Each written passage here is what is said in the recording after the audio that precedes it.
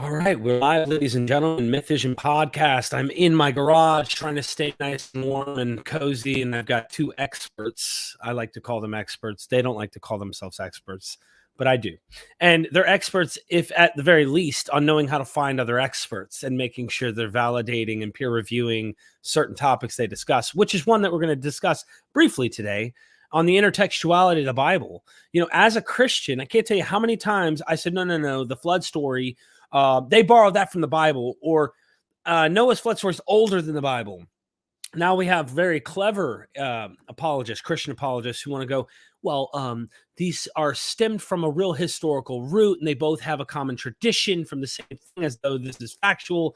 They're trying to put the Bible on the same playing field in terms of when these things are written and trying to lift it up and still keep it valid. Whereas we're saying, no, it's just mythology.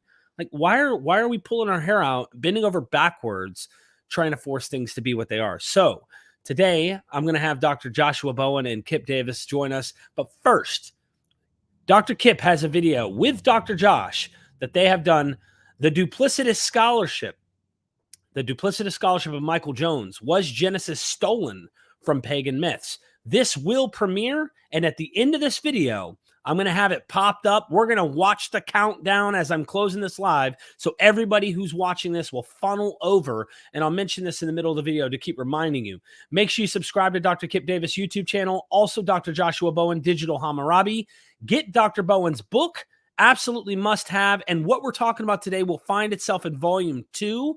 I spoke also to Seth Andrews, and Seth's talking about doing the Audible for part 2 as well. So be on the lookout for that. If you haven't signed up for the Christmas webinar with Dr. Bart Ehrman, I might be hosting it for him. That's still up in the air, but MythVision might be hosting the webinar. So be sure to sign up. The link is down in the description. And last of all, the Patreon. I've got so many videos I've done with Dr. Joshua Bowen that we haven't even made public on YouTube. That's just, like 40 videos, 30, 40 videos that haven't made their way to the YouTube world. And there's like 400 or 500 that haven't made it in all. That being said, welcome to MythVision, gentlemen. Thank you. Thank you. Hell of an intro. Well, I mean, I just try to get through it quick because, I always have so much stuff to say. We have Dr. Kill and Dr. Josh with us today. It will never die. But yeah, I got a space heater, by the way. Is it Kirk? Kirk said that, or Kevin Doney? I do have a space heater, but it keeps shutting off the power in the garage. So I'm not trying to have the live go out of nowhere. So anyway, gentlemen, what's the problem? What is going on? Why? We titled this in particular, what Christian apologists are wrong about this whole intertextuality. And yesterday we briefly discussed before we came onto this live. Let's get into the subject matter. All right. So maybe the thing to do is to start with the obvious. The obvious to scholars, at least, is that the material, tons of material, particularly within Genesis, but throughout lots of the Old Testament, is beholden to ancient Near Eastern myths and other literatures from the surrounding culture. And it's patently obvious. And it's also very useful because so much of this literature helps us to understand what's going on in the Bible, helps us to see what the authors were trying to communicate in the stories that they told. The problem here for apologists, I think, stems from a hard commitment to this idea of divine inspiration and inerrancy. I think that's where it starts, because as soon as you start to admit that the Bible might not be an original product, then that starts to make allowances for all sorts of human error and fallibility. And when we get right down to it,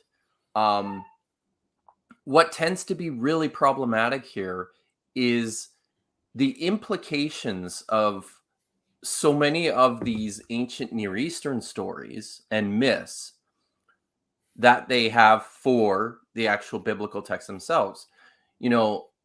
Something that we will get into in the follow-up video to the one that we're going to watch today is how the themes of immortality, sex, and knowledge absolutely permeate the story in Genesis chapter 3, and take it pretty far away from the Christian narrative that has developed over and around the story, in particular that one that was put forward by the Apostle Paul, and is tends to be quite foundational for Christian doctrine. So as soon as you start to see what's really going on in these stories in Genesis, elsewhere in the Bible, then it becomes very, very uncomfortable for Christian theology. And I don't think it needs to be uncomfortable for them. I mean, certainly from a certain interpretive perspective, if you're coming at it from a closer to the fundamentalist end of the spectrum, yes, I think that can be very problematic. I mean, but like, I could think of probably 10 or 15 just off the top of my head, evangelical scholars that would, very quickly say, well, sure. I mean, there's definite dependence in the Hebrew Bible on ancient Near Eastern mythology. That's not an issue because their interpretive model, even though I disagree ultimately with their view of inspiration and inerrancy, it's still not contradictory, right? There's not something essentially wrong, I suppose, from like a philosophical standpoint. I suppose there's nothing that says that can't be true if these texts are utilizing Near Eastern mythology. And I think that's an important thing to recognize. In other words, to maybe put it more simply, this doesn't have to ring, like a death toll or something to your faith, your Christian faith, for you to just kind of step back and say, yeah, that it's utilizing Near Eastern mythology. This is the same. I mean, this isn't in the same vein, but our friend evangelical scholar in Texas that we talked to, and we were talking about the law and slavery, and like he literally didn't shy away from the reality. He admitted chattel slavery, sex slavery, everything that is what we today call bad, and he agrees is bad by today's standards. He agrees is all there. He doesn't play games with reinterpretation, bending terms to mean it's just an ancient McDonald's employment, or try to make it sound better than it is because they know they're trying to get God off the hook. And this is the problem with their entire system. Go with the facts, make your faith stronger if that's the case, right? Like find a way to, I guess, make sense of your world, but keep the facts real. If not, you're going to have us bottom feeders, if you will, atheist skeptics, clearly seeing how ridiculous this is and have plenty of content to continue to push. And you're only going to get more people to realize, and I'm glad they do it, more people to realize that you don't need that entire system to have purpose and meaning in life and to enjoy who you are as a human. Someone earlier, I was over on Capturing Christianity's Live, talking about some saint that you need to know in order to know to have Thanksgiving and to appreciate things. And there was something I appreciated in it. It is simply this: having appreciation and thanks for the things we do have, keeping that kind of humbleness. There is something good about this. At the end of the day, though, they were like, when I said, hey, I'd love to talk to you sometime, Cameron, a friendly atheist. And someone goes, what do you have to thank for? Like, who do you have to thank? And I was like, my wife, my mother, my mama, my parents, my children, the soldiers in the United States who've served, firefighters, EMS, police officers, like the list can go on. No, but who? I said, I don't need an ontology beyond that. So thanks, Christian Apologists, for making people wake up easier and realize I don't really need these things once they find a community like us. We were talking yesterday, though, about intertextuality. And this gets into what you guys premiere on methodology. Everyone who's watching now, we're going to definitely be transitioning from this video on this live over to Dr. Kipp and Josh's video on Kipp Davis' channel. Someone who's a mod, if you guys could put that down in the comment section for everybody. we hope you can do that. I want everyone who's watching as they come in to be reminded and to go over and join and subscribe at Dr. Kipp's channel, because this is going to be a bombshell video, highly methodological, showing the duplicitous methodological approach, if you will, of Michael Jones and the problems of his interpretation. And he's a friend of mine, by the way. So with that being said, if Genesis is not, he doesn't want to be my friend. No, we'll see. I feel like I'm somewhere in the middle. Maybe one day. Okay. Yeah, I think, well, we have a beard competition, and he's been beating me lately, so I've got to find a way to grow it out and not look. He had a head start, didn't he? He did have a head start. Yeah. My wife's not very happy when it gets too long anyway. Wow. Intertextuality, though, the argument they'll make is, well, Genesis is not directly borrowing. Where's that quote at, Dr. Josh? I'd love for you to read that quote if you could, from Dr. Joel Baden. Oh, let me go grab it. Okay. Awesome. Sorry, I didn't know. So while ahead. Josh is doing that, let's say something here too about one of the problems, one of the really prevalent problems, particularly in the video that we'll be reviewing today.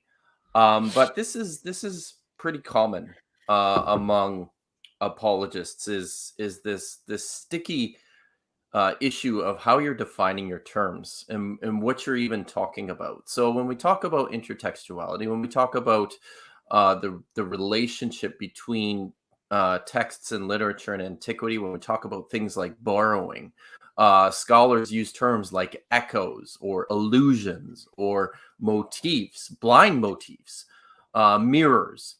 So you throw all these ideas and you throw all these terms out there. And one of the signs of really good scholarship is to be really precise in your language and in how you're using these terms and ideas. And with that comes a real need to be sure that you're clearly defining your terms at the outset. And this is something that we see just doesn't happen in the video that Inspiring Philosophy made on the relationship between Genesis and ancient Near Eastern myths. He spends a lot of time talking about borrowing or echoes or allusions. At no time does he ever define anything. So everyone's kind of left to their own imaginations about what does this even mean? What does this look like? What are scholars talking about when we're talking about the issues of intertextuality and borrowing? So when you watch our video, this is not just a response video. This is very much a teaching video. We're going to get right into what scholars are talking about when they use these terms and when they reflect on these ideas and when they apply them to the biblical text. And it's not just, a ham-fisted, clumsy attempt to see connections where there are none. This is careful work. This is scholarship grappling very, very thoroughly with the language, with the history, and with the ideas that are promoted throughout this literature, and why it's so obviously clear that the Bible is doing the same thing. Go ahead, Joe. Yeah, if I could give just an example to try to drive home this point about being precise with language. So like I've been sort of privately studying philosophy with Danny. If you guys are familiar with Danny. Yeah. Wow. And he's such a nice guy. And we have this little group where we're reading through a philosophy book, and he's taking us through it. But anyway, so for those of you that know, there's a difference between a valid argument and a sound argument, right? So a valid argument is where all the premises, if they're all true, then the conclusion will logically follow. But an argument can be valid and not be sound if one or more of the premises are false. But that fine distinction between valid and sound, if somebody is talking and speaking and saying, what he said, I mean, I think that's valid. Depending on the context, Yeah. You couldn't then like review that video or review that work and say, well, see, what he's saying is that if in fact all the premises of his argument are true, but he's not saying that the premises are true. And it's like, well, wait a minute. He's not using valid in that philosophical sense, in that deductive sense here. And so I think having that care. So we talk about this in the video. There's a part where he says, well, see here, it says it's just an echo. It's just an echo. And it's like, well, he means something very specific by echo, right? It's not just some colloquial use of the term. And you have to know that. And you only know that from the literature, right? That he's using. But you wanted me to read this quote from Joel Baden. I just figure it was handy, and then I got a couple super chats I'd like to address if you don't mind. Go ahead. Yeah, so this is in Zioni Zavit's edited volume, which has some amazing scholars in it. Joel Baden is one, David Carr is another, Joseph Kelly has some phenomenal articles in here. Anyway, his chapter is entitled "Literary Illusions and Assumptions About Textual Familiarity." He says, the first of these claims, that one text could not have existed without another preceding it, is often the most straightforward to make, if not necessarily the easiest to defend. And actually, I should probably read the line before that. Those of us engaged in the literary historical investigation of the Hebrew Bible are the world champions of discovering and defending, often quite vigorously, various claims of textual dependence. The argument that a given text could not have existed without, was written in relation to, and often cannot be understood without reference to an earlier text. And he says the first of these is really easy to, generally really easy to show.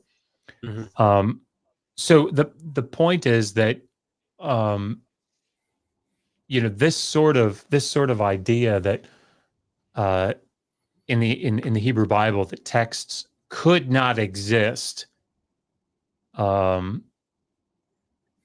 are directly dependent upon or indirectly dependent upon ancient Near Eastern mythology or mythologies is it's a relatively easy thing to show. Now, what's interesting about Baden's, and we can talk about this more if you want, but Baden's article, he's actually arguing that he doesn't see conscious dependence or polemicizing in Genesis 1 on the ancient Near Eastern, myth Enuma Elish, right? And so that, of course, most scholars do. Many, I'll say. So he'd be a perfect guy to use for this, to kind of say, look, he's agreeing in half of his mouth here by saying direct literary dependence, literary mimesis, so to speak, and as though no, but he is saying there's definitely some dependence no matter what. And that's let me give an example. Yeah. Kipp, I'll be quiet after this, but let me give an example. You go ahead. I think this will really work out well. For some reason, I feel like my brain works in analogies. Anybody familiar with KJ52, the rapper? I think so. He's a Christian rapper. I've heard of him. Now, KJ52 is like a 6'2" white guy, right? And when you listen to him, you think, am I listening to like Eminem's little brother? Right? Because he sounds, his style is just so similar to Eminem. And so like people say all the time, you're just sort of biting. Do people still say that? I don't know. Off of Eminem. Yeah. And of course, there's this huge controversy. He's not. I'm not using Eminem. I'm not. Basing my. He has a song entitled "Dear Slim." Yeah. Which is based off of Stan. But anyway, it's a letter writing to anyway. But the point is that whether or not, let's assume for the sake of argument, the KJ52, this Christian rapper, is not consciously thinking about one of Eminem's songs and then like structuring his rapping style on that, right? Right.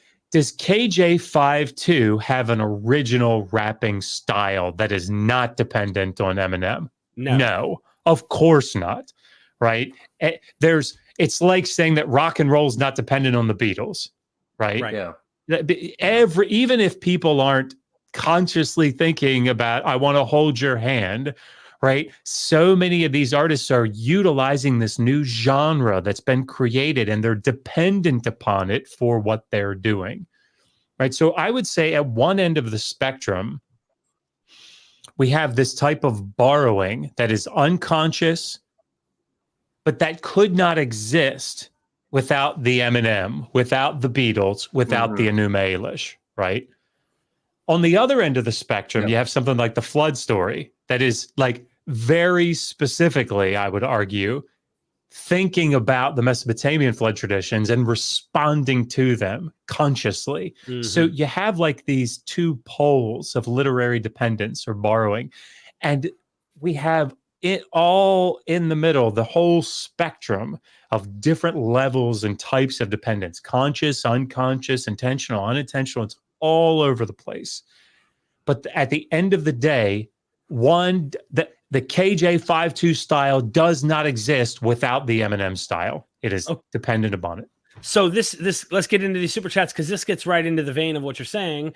Zagros, thank you so much. I didn't address this earlier, but we were just getting the ball rolling. My question is, what are apologists ever right about? Seriously, though. Well, I guess the point is, apologists are trying to divorce that dependency, especially if the dependency leans with, here's the previous literary myth genre the Bible's using. Oftentimes, a lot of the more fundamentalist apologists that are like, young earth creationist types and whatnot will say the Bible is older. I mean, like most ridiculous things contrary to the evidence. And that's the kind of stuff we see. The more sophisticated guys who are like the Michael Jones and that are playing the sandbox of serious academia, doing gymnastics to kind of avoid the conclusion, are sounding more sophisticated, but still finding a way to act like the dependence is on a historical, literal event in some way, not having it dependent on previous mythology. We're just saying, go ahead and accept this as mythology. Even the Catholic churches at that point now, they're all open to it. High churches like Catholicism, Eastern Orthodox, like these guys have come around. We're hoping these other Christians start to do so as well. Anyway, did you want to comment on that super chat? I've got 3 other ones. I wanted to say, I don't know about, I wanted to say something maybe at this point about like in Inspiring Philosophy's video that we reviewed, there are a couple of points where he says, I'm not saying there's no relationship between, these stories in Genesis and he's got a little disclaimer at the bottom, on one of his at one point of his video where he says, while there's no direct borrowing in Genesis 2-3, there is possibly some indirect borrowing, of course, without ever defining what the difference is between those things. But this is the problem.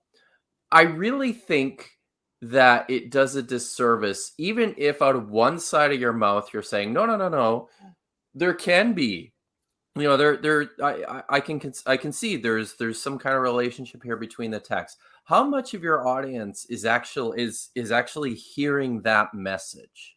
Right. How much of them are hearing the subtle undertones of what you're saying as a means to try and make sure that you're not stepping too far afield outside of established scholarship? I would argue that that's something that most won't even notice, and that's a real problem if the takeaway is that Genesis is a completely independent work. And if you're promoting this idea that Genesis is a completely independent work, it almost doesn't matter how else you're attempting to couch this information. Yeah, but maybe let's move on to some other. That's a good point. Yeah, that's a good point. Charles Wilcox, thank you for the super chat. In your opinion, could Ezekiel 16 be a realistic version of Genesis 2? Many parallels, and why was the union Amorite and Hittite such an abomination?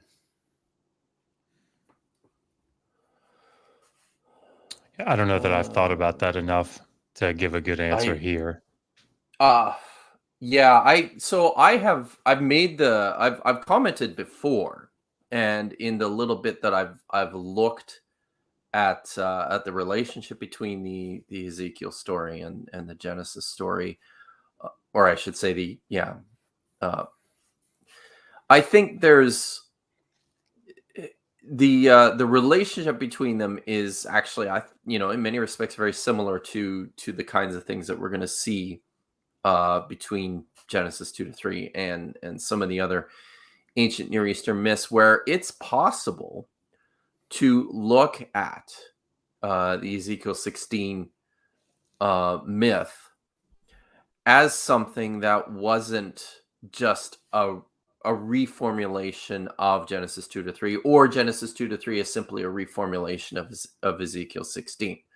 There's some clear, there's connections between the two texts in terms of what they're dealing with and some of the motifs and the tropes. But like Josh, I haven't looked into this closely enough, and I could concede that maybe there's a naturalistic source to the Genesis 2-3 story, but there doesn't even have to be, though, because so much of the relationship between what's going on in Genesis 2 and 3 and what's going on throughout the ancient Near East in terms of their creation mythology is so rich and ubiquitous that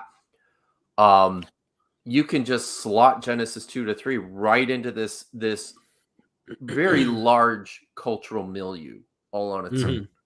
You could see it in Daniel too. I wasn't going to say too much about this, but you see reflections to Genesis and Daniel, the chaos dragon. I mean, there's all sorts of ways where it reflects itself, and later interpreters are definitely using earlier literature. It's potential that this is what's going on in Ezekiel, and it's applying it to another circumstance. And certainly Ezekiel 28 also has sort of this Garden of God, connection as well. So, I mean, I think that would need to be factored into an ultimate conclusion.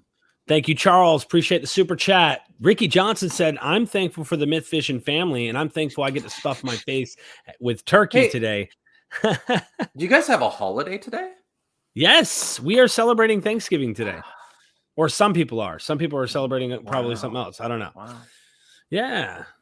Yeah, man. But Derek, I'm celebrating Jesus Day. So. Sentinel Apologetics, thank you for the super chat. Josh, so Baden is boldly going where no other critical scholar has gone by contradicting Goldingay's recent 2020 commentary on Genesis or Rensburg. Yes, Dr. Josh, by the way. And go ahead. Certainly Baden is not the only person that questions this sort of direct dependence. And again, the point being that on the spectrum, it's that the equivalent of KJ52, sitting down and thinking, like I think he would say about the Dear Stan or Dear Slim, the Dear Slim and Dear Slim 2 videos or songs that he did, he would say, I'm definitely sitting and thinking about the song Stan, because he opens with, Dear Slim, I wrote you, but you still ain't calling, right? I mean, so it's clear that he would say, yes, I'm definitely reworking this. I'm polemicizing this in a sense. Whereas other songs that he did, I don't know that you could say that he's actually sitting down and thinking about, all right, I'm thinking about, I'm Slim Shady or, whatever. But the style is clearly dependent. The beats, the way that he raps off beat or whatever. I'm not an expert at this stuff, but so again, it's the sliding spectrum. And I think what Baden is saying is that there are scholars that hold to this direct dependence that the priestly author in Genesis 1 is thinking about Enuma Elish and saying, all right, I'm going to make a polemic here. Whereas, and so we cite things like Genesis 1:1 with the dependent clause there, if we read it that way, which I tend to, or the use of to home there in 1:2 and all, resting on the seventh day, all these things.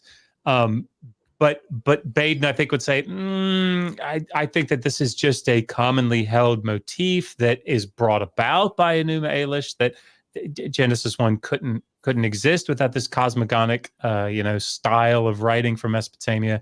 But I don't know that he's necessarily making a direct polemic against it. Maybe one day I'll get to visit him again in person and ask him specifically, or have a remote interview with him to probe deeper on this. But at the end of the day, there's still dependence. It's just a matter of direct literary or cultural milieu dependence, or something of the effect that, it's in the air. This is what's being probably talked about in Babylonia while they're in captivity. Who knows, And for me, like, just real quick, like I'm writing a chapter in volume 2 on plagiarism, and like I write about this, I guess, for somewhat of a spoiler alert here. Like, at the end, it's like, it doesn't matter in a very real sense of the term, or in a very real sense, because, like, yes, if we're doing literary criticism and we're trying to get at the finer points from an interpretive standpoint, what is it that the text is really saying theologically and all these things? Yes, then it becomes very, very important. But when we're talking about it in this context, an apologetics context, where it's like, is KJ 5.2 coming up with this style all on his own, right? Or is he dependent upon Eminem, who came up with it first? No, KJ 5.2 came up with it first. What doesn't matter whether it's conscious or unconscious, whether it's intentional or unintentional. If Eminem precedes him chronologically and the influence is there, it's the influence. It's dependent upon Eminem. And in the same way, if the Mesopotamian flood traditions are there, and that is what is influencing directly or indirectly, consciously or unconsciously, that's, for this discussion, that's the salient point. So I think that's an important thing to recognize. Dr. Kipp will be right back. I'm sure his internet went in and out. Thank you so much for that super chat, Sentinel. And next super chat, Mr. Monster. Genesis only makes sense to me if God has multiple aliens manipulating a creation of theirs in their own fashion. Other than that, it has to be fiction. Well, thanks for the super chat. I was going to say, it can't be aliens, but it's aliens. It's just. Well, I mean, I'm paid very well right now to say that it's not aliens. So that would be the root. When you see this thing hanging up behind me, this is probably shouldn't be so open about that. Yeah, I don't know why you're advertising your secret Illuminati alien cult to everybody, but what do you do? Big baller. Dr. Josh Bowen appearing on Ancient Aliens soon. I have to just spike my hair way up. That's the key. And then get a phys ed degree. Okay, sorry. Anyway, did you guys want to make a comment, or you guys are good? No, I think that comment speaks for itself. Sure it does. Yeah, because you dealt with the ancient alien stuff and how they go to the Sumerian mythology and try to. This is the Sitchin stuff, which is a whole nother can of worms we're not even going to today. So tease us a second. I want, if you may, maybe it's good that Dr. Kipp can tease us a bit here as I pop up the screen and post the link for everybody. Let me put you here, Dr. Kipp. And so here is the video you guys are going to be talking about. I'm going to post this in the chat so everybody knows in less than 30 minutes, we're all going over to watch the premiere. This is going to be a methodological approach. So get ready for serious scholarship to talk about it. If you refuse to go over there in 30 minutes, you're going to have to answer to Dr. Kill. Untie my bow tie, I stole my Honda.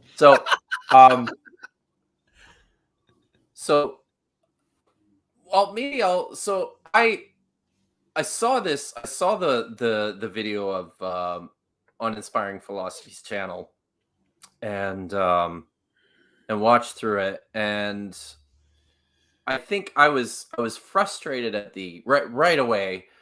I was frustrated by some of the same things that I've seen him do.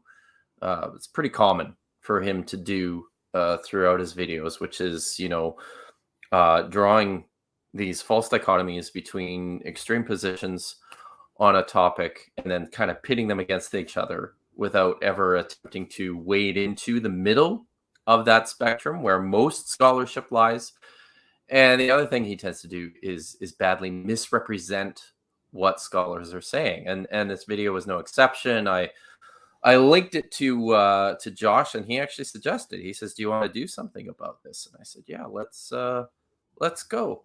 So It's your fault, we Josh. sat down.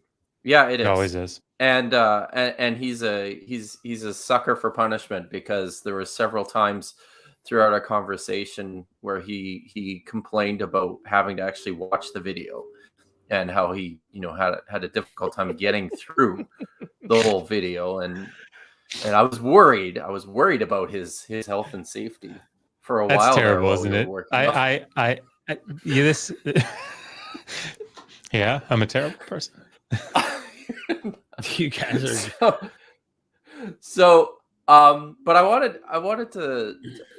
So as we were working through this, pretty quickly, we ended up with, I think it's 16 or 17 single space pages of notes, and it quickly became obvious that there's no way we can do an adequate treatment of this all in one video. So we've split it into two, and this is the first one, in which we're just going to be going through Jones's methodology, and we're going to be setting the record straight in as to what we're talking about as scholars when we're talking about this issue of intertextuality.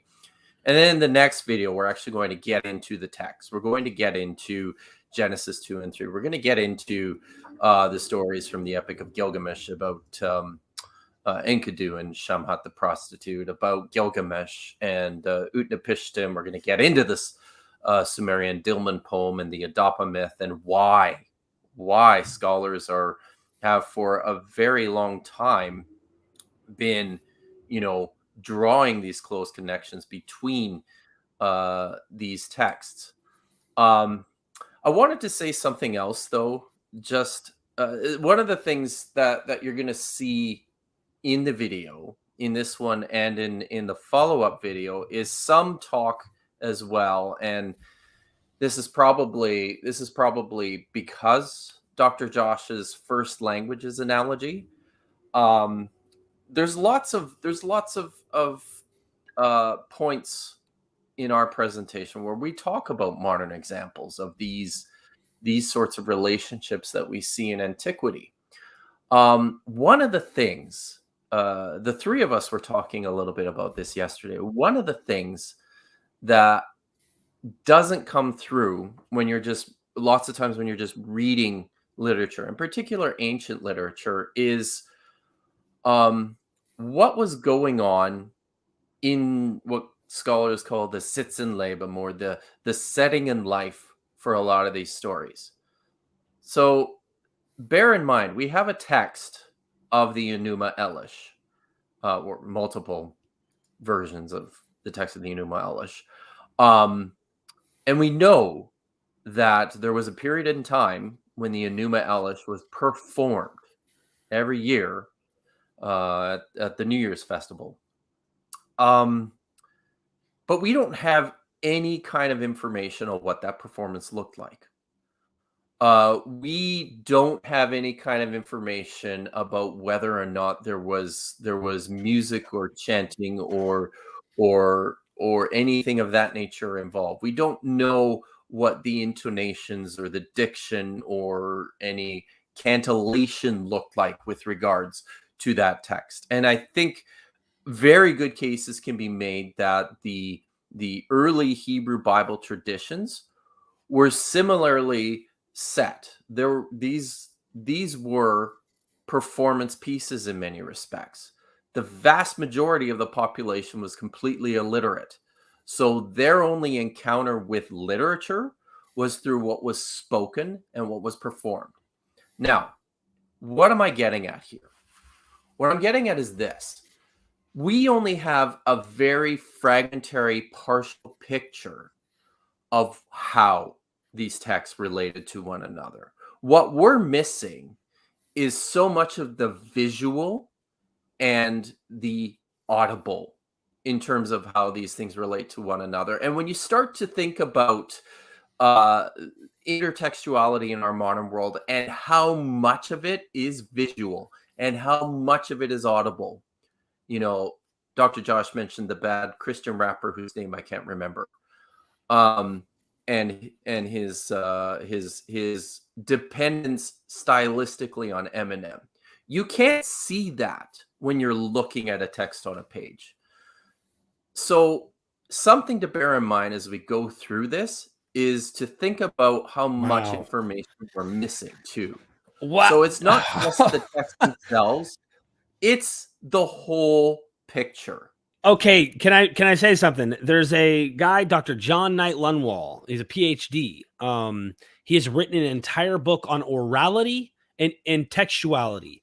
And he talked about how from oral peoples, textual ideas start to enter the society, and how even when literary texts develop, 99% of the society is still orality. They live with oral concepts.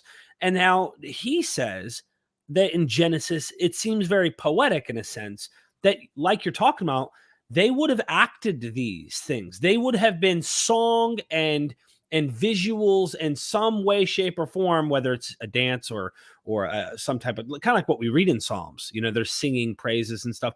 So you're going from an oral society into a literary one.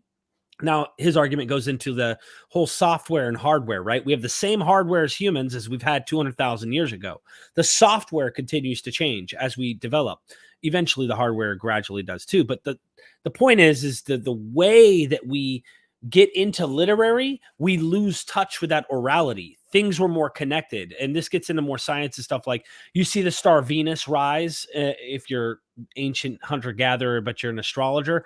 You see Venus rise and you notice the earth is producing green. You're going to think Venus is the star of light, or it's the god of life, and it brings life to planet Earth. You connect dots that you wouldn't do when you have a literary society that knows how to compartmentalize concepts and could separate things and say, hey, okay, this goes over here in my mind, this goes over here. In orality, everything connects, which I think goes back to nature worship and all that kind of stuff. Anyway, I had to. You blew my mind with that, because it makes me think, what do we not know about the Bible? Well, and I think there's another dimension to this, that so much of this is coming out of this thing about, well, if we put these two texts side by side, if we put the words of this text and the words of this text together, there's just no way that they are similar enough to say that you can, one's borrowing from the other, right? And what Kipp is saying is that it's not this one-dimensional thing. There's another aspect to this besides the spoken part, besides the intonation, the song, the acting. Like, there's monumentality around it. So I presented a paper when I was in grad school on the effect of monumental architecture during ritual.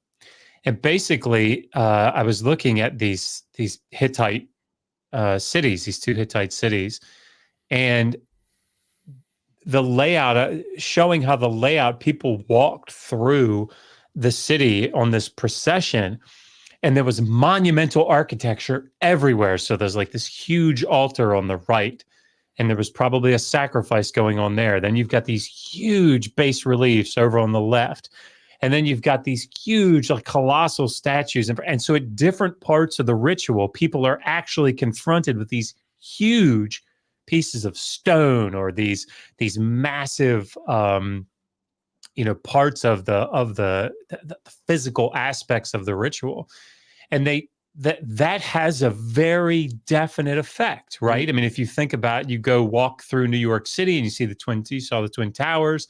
I remember when I saw them for them, it was like, oh my gosh, it becomes indelibly impressed, and that becomes part of the experience. That's right. Why high churches have what they have in their church, all the visual. Yes, that's the whole reason they're sent all the senses get touched. Sorry. So that's exactly right. And that's when people study, that's why they say touch the paper and write it out and say it to yourself and listen and blah, blah, blah.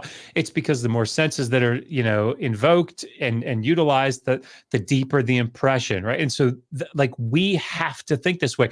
We did this in Assyriology maybe 30 years ago. 40 years ago, people really started to think about not just the text on the tablet, but the actual shape of the tablet, right? Yeah, something like the shape of the tablet, right? And the style of writing. So when you divorce a text from its material culture, from its actual medium, you lose a lot. And what they found out is, holy shit, like these texts, they all come from these beautiful mythological texts about Gilgamesh and Huwawa and Inanna and all this stuff. They're all coming from fucking Scribal schools, right? They're all from school contexts. And it just completely changed the way that we viewed Sumerian literature. And so the point is that like this is a very deep, nuanced topic. And when you come to it, if you come to it very this or this, that's why watching the video, there's a part where it's like all the Judean scribes had to get together and say, hey, fellas, let's do this. And what do you think about using this? And it's like, I know you're trying to be funny and I know you're probably just trying to make a point and it's cool. But I mean, like, that's nuance, boys and girls. On that, can I just mention something? I find this very exciting. This need to reflect back on the material culture in order to gain a strong sense of what we're talking about. And this is something that I've spent a lot of time in my own academic work in the Dead Sea Scrolls dealing with. I wrote an article a number of years ago about the oldest copy of the book of Jeremiah in existence, 4Q Jeremiah A, from Qumran. And the really interesting thing about this manuscript, I've probably mentioned this before on your show, Derek, and it's because I'm completely obsessed with this text. One of the interesting things about this manuscript is that it's got an enormous scribal insertion and it's a scribal insertion that can be dated to 100 years after the original writing of this manuscript. The scribal insertion takes place at Jeremiah 7:28, and it goes to chapter 8, verse 4. It's a whole block of text. And even before we saw this scroll, there were some scholars who were suggesting that this section of the text within Jeremiah was a secondary insertion, that it was an editorial insertion to the text. And now, we have a copy of a text that suggests pretty strongly that, yeah, this is something that actually took place. What I found really interesting about this was that the text started in like a paragraph break, and it was written really small, and there's like 3 lines, and then the scribe runs out of space, so he starts writing down the left margin of the manuscript and runs out of space, so he turns the whole thing upside down and finishes in the bottom margin.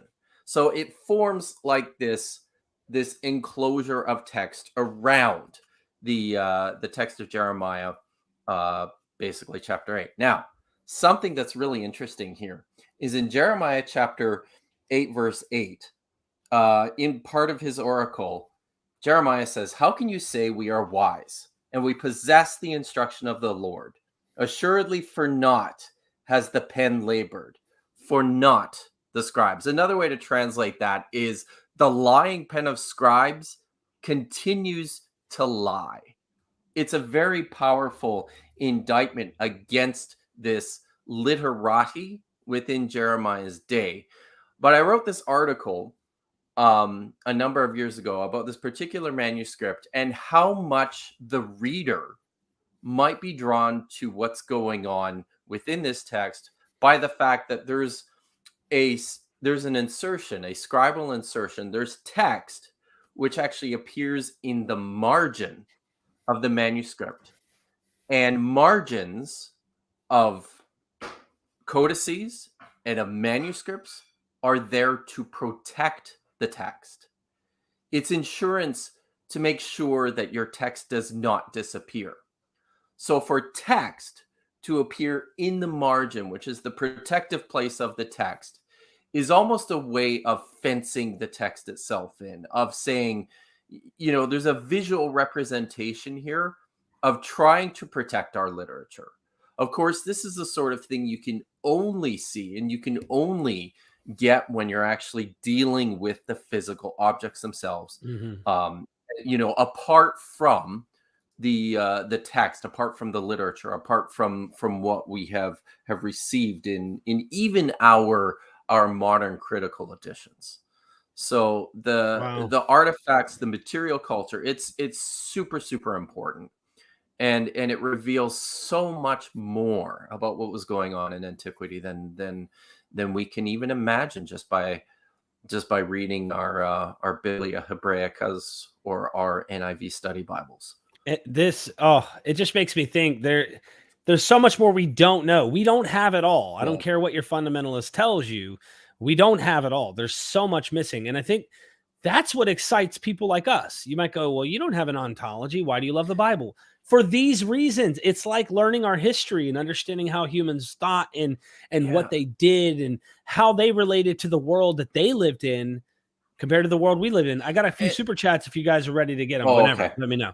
Can I just say something? One more thing really quickly here, which I think is important. One of the reasons why apologists really push back on this idea of intertextuality or borrowing within the Bible from ancient Near Eastern cultures is that some have this idea or present this, and this you know, this is kind of what's communicated in the part of Jones's video that he mentioned, this idea that, oh, but you know, that if you say these texts were borrowed, or if you say that the Genesis story wasn't totally original, then you're somehow disparaging the ancient Jews, or sorry, the ancient Israelites who wrote this literature, that you're somehow saying they're too stupid to come up with this stuff on their own.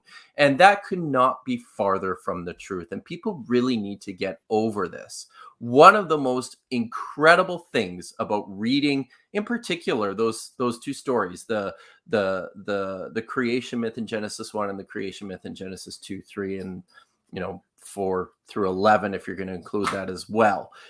One of the really incredible things about these texts is how rich and dynamic and varied and brilliant they are. There's 1,000 books written just on Genesis 2 and 3. And that's because it's an incredible work of genius. Go ahead, read a super chat. Wow. There you have it. So I think the Christians should clip that and play that to their audience from someone who's not a believer. Raymond, thank you so much. I hope I'm saying your name correct. Did ancients use drugs when creating Gilgamesh? Dr. Josh, would you think that they were? I suspect they had drugs or some form of something, but I mean, I'm not, I'm certainly not an expert in ancient pharmacology. So I don't even know that I'd be able to speak to it. I don't know what the question's getting at. Certainly the Epic of Gilgamesh is, if that's what they're referring to, is another absolutely brilliant piece of ancient literature and has its own reworked idea where it took individual stories and brought them together in such a way to create a new overall meaning, where the sum was greater than its parts. So thank you so much, Shireen. Thank you so much. Good to see you here with the super chat. Music uses the same notes, but uses similar song structures and can shape our understanding to create the familiar, traditional, known in a new creation. It's creating new genre and moving the genre forward and playing around within the genre and then bridging different genres. That's exactly right. Yes, it is.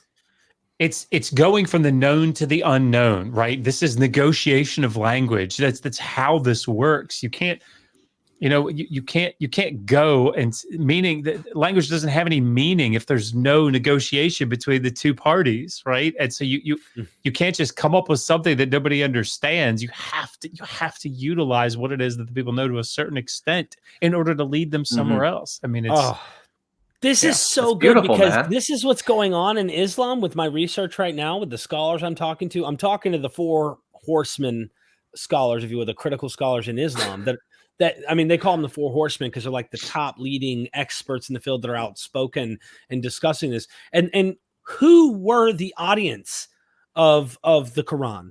This is a big question. Were they complete pagans casting arrows on a mat to find out their omens, or were they familiar with Abrahamic tradition through and through? And if they were, this connection, and this is literary. So we're a little later on where orality.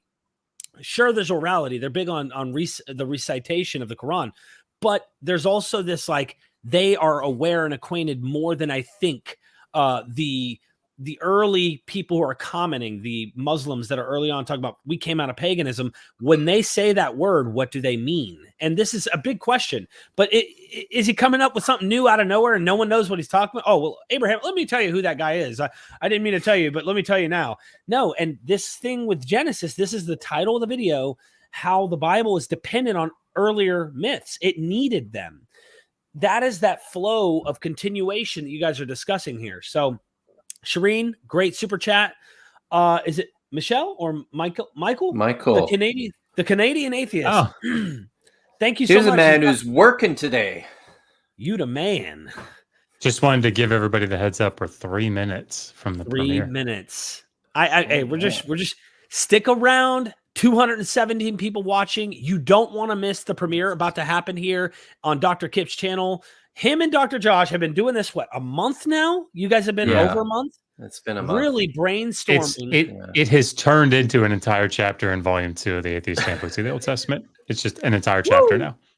So real quick, little plug here. There's the first handbook. If you got to get the series, because then you might jump into the second one and have no clue what you're talking about. His second series is dependent on his earlier version. That's right. It is not a completely independent text. It's not. Oh, snap. I got one more here. Rebecca Osborne, thank you. She says, thank you all for what you do. Ex-Lutheran deaconess here, now an atheist. Thank you so much, Rebecca. I really appreciate the kind words, and happy Thanksgiving to you. Everybody watching, I love you. I mean that. If someone hasn't told you today and you're going through a tough time, I've been there. I mean, drug addiction, trauma in my entire life. It's been tough. Trust me, you can find meaning and purpose. Get into a community of people who care about you and what you're just care about you just for being a human, not about what you believe or don't believe. It's just finding people who care, connecting. So thank you so much, Rebecca. And we got one more, JM, coming through with the love. Thank you so much for that super chat. So should I go ahead and replug everything real quick, or do you guys want to say something else before we leave? What's more to? I don't know. I got nothing. I mean, I would say that by the end of this video, and certainly by the end of the second video, once it comes out, I think the audience is going to have a very nuanced view of the complexities of intertextuality, and hopefully, I mean, I know it's my goal, and I know it's Dr. Kipp's as well, is that the viewer won't walk away going, oh, well, I have to become an atheist now because here intertextuality, right? It's dependent. Like, that's not the point. The point is that we all need to, I say this all the time, we all need to start with the same data points, right? And the data points in many cases are very, very clear. The interpretive models can be different. That's fine. But if we're not starting with the right data points, I mean, it just goes nowhere. And that's our goal here, is to say, look, what is it that all the scholars are saying about this? Why is it that they're saying it? Let's all start from the right foundational data points. Exactly. Okay, so I think the second and third books are myth. Prove me wrong. Nicholas, like I said, the bull proves you wrong. Your wrist right now proves you wrong. And we had a wonderful question. Kirk said, how can we watch this and that at the same time? That's a great question. No, you can leave this in just a second. I want everybody to see that we are going to be watching it here. I just posted the link in the comment section. So please click that link in the chat. Go over and subscribe. These are more than just my friends. They're experts in the field. And I'm telling you, take a little bit of grain of salt and like consider what they're saying. Even if you're a Christian, like I highly recommend you consider what they're saying. These guys have been doing this for a while. Both of them have a Christian background, but you guys are like really gentle with this as well. You're not so antagonistic. You're not Christopher Hitchens, so to speak. This video right here, we don't want to miss. So we're going to watch this little countdown here in just a second. We might as well watch it tick as everybody ends up going over, posting it again. Oh, what's happening? We've got an ad. Let me skip this ad. You still get paid for it. Okay. So countdown's happening right now. Everybody go to this link right now. Posting it one more time. Oh, I haven't seen that countdown before. That's pretty cool. Yeah, I found the custom countdowns. The music's great. I don't know. Too. It feels like it should be accompanied by like shag carpet.